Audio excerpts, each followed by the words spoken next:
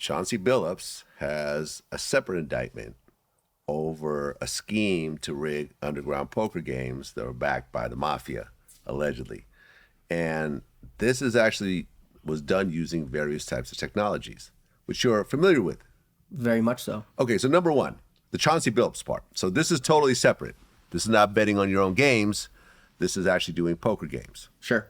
Have you ever heard of Chauncey? Sorry, go ahead. Yeah, no, we'll get into the poker side of it. Yeah, it's fine. Okay, so have you heard of Chauncey actually playing in underground games? I have not. Doesn't mean that he didn't. Yeah. I think he was hosting the games per the allegation, right? Does it say he was playing in the games or hosting the games? I'm not sure. I don't think he was playing in the games because I would have played against him. And if he was hosting the games, it does not mean he and I would cross paths. But the games that they're describing are games that I was a pretty frequent at. That network of game, I should say.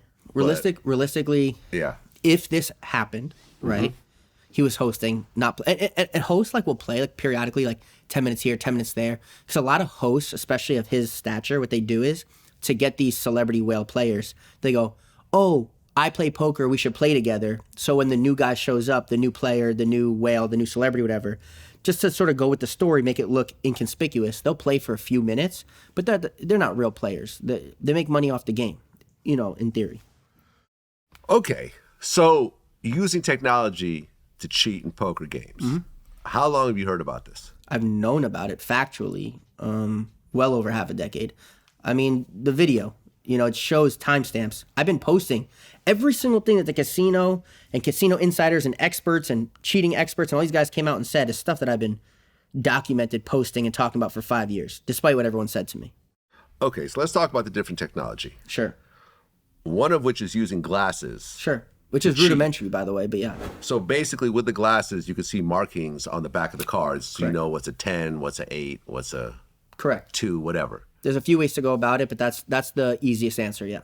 Okay. Now, obviously in a real casino, you can't do this because you have no access to the cards. But if you can. What do you mean? There's a lot of ways. So here's a way.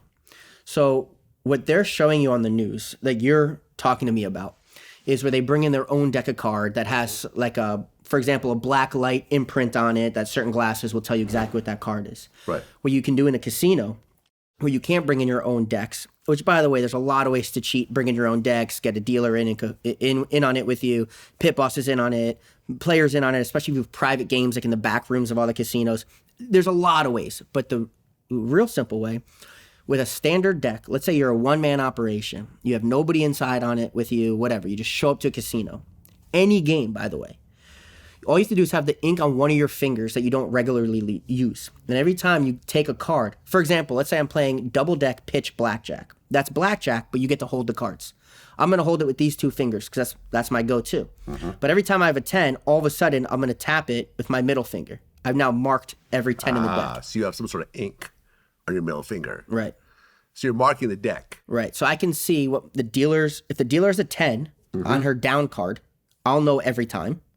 And if the next card coming out of the shoe is a 10, I'll know every time. And you can even do a secondary mark and a third dairy mark and a fourth, a fifth, a sixth, seventh, and an eighth dairy mark to represent 8 different cards. Okay. Because you're using 2 fingers and the other 8 you use to mark cards. Yeah. So you can know here's an ace, here's a... Yeah, you can even do like this. So let's say the ink is on my middle finger. Tap once for an ace, tap twice for a deuce, and you can see, boom, there's 2 little prints next to each other. And you can make any patterns you want to represent anything. Or you can do the card counting system, where a grouping of cards is one symbol, a grouping of another cards is a different symbol, and a grouping of the third cards is different. Then you only need 3 taps to know within a range what that next card is, or what the dealer's down card is.